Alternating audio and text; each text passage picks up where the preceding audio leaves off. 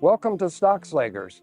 I'm Duke Stockslager. We are ready for spring, and our first plants this year that people will think about planting outdoors are pansies and violas. There are so many different varieties and types of pansies and violas. The main difference being violas are such a smaller flower, not nearly the size as we see on pansies, but still the flower power and the blooming.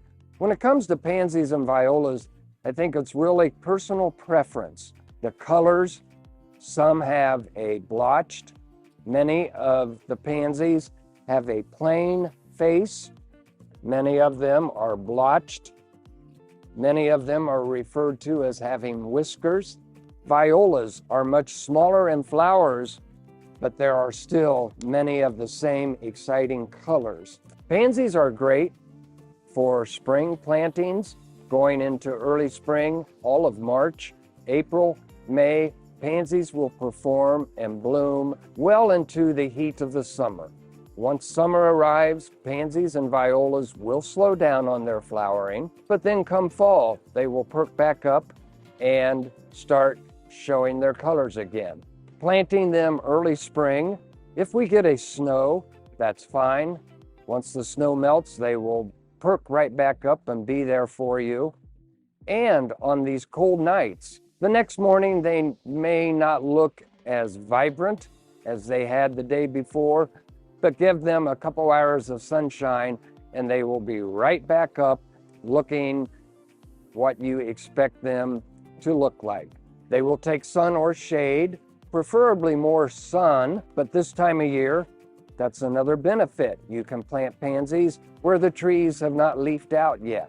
Pansies and violas do not require a lot of watering. They don't like wet roots, wet feet, if you will. So planting them into the ground this time of year, they will get established and Mother Nature pretty much takes care of them. You don't have to just plant pansies in the ground, and I have my friend Heather here with us today. So Heather, we've talked about, okay, the benefits. We've got early color in the spring, but are there other nice benefits that maybe we're not really touching on here? Did you know that pansies are very popular in the culinary world? Garnish on the side of the plate. Absolutely, completely They're edible. Completely edible. And how about our pollinator friends? The bees. Yes. If you plant the violas or pansies out, the bees will Yes. find a food source early Yes. spring. One of their first foods for the spring weather. So a couple benefits there, the culinary, the medicinal. They've been used for respiratory infections. Interesting. They are antimicrobial. So we've got more than just a pretty flower here. That's right. We have have a working flower. a working flower. Well, there you go. There's a little bit on the introduction. And Heather, could you maybe just show us how to make our own planter if we Of course. didn't care for that, but some of these other Right. If varieties? you needed a different pot or anything, yes, of course. Great. Heather is going to go over to the potting bench. So now I am going to do a small planter box just to show something a little different.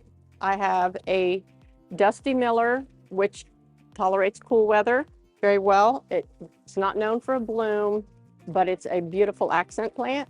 It'll be our tall thriller, some vinca vine to trail, also a cold tolerant plant.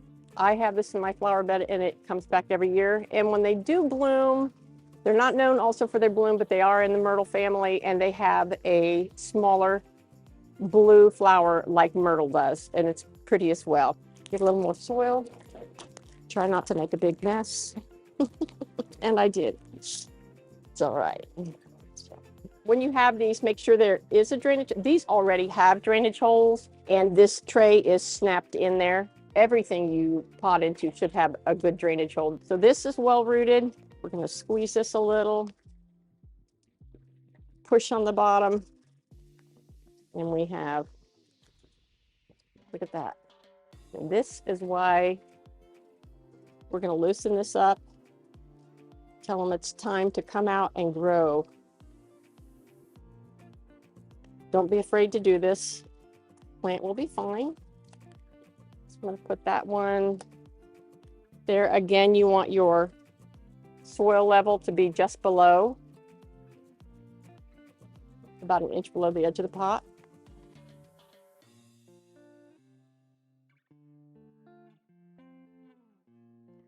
I actually put those a little more towards the back because they will fill in, they'll reach across and fill in.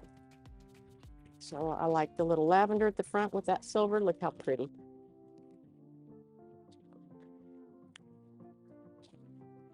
And we have the unique, this flower is different from this flower, and that's what makes it amazingly beautiful.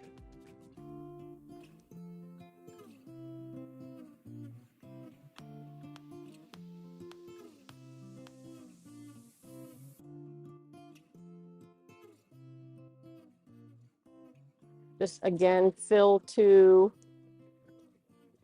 the soil level. Shake that loose soil down in there. You don't want to plant anything very deep. You want your soil to be level with the original root ball. There you go. So today I did plant these a little full, more instant beauty. I could have done 3 in this pot or 4, but they will be fine. They'll spread and they'll kind of hang over the edge of the pot a little.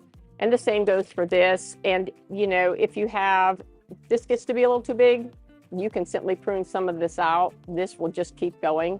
And these are gonna run down. They're not gonna crowd, the vinca vine won't. But the pansies, again, I could have gotten away with probably half as many pansies, but I wanted it to look super beautiful today. If it's raining and they get rain, I don't water more or feed more than once a month, but that should do you. And you should have beautiful pansies bloom up until it gets too hot. We appreciate your visiting with us today. If you like this video, please like and subscribe. Have a wonderful gardening season.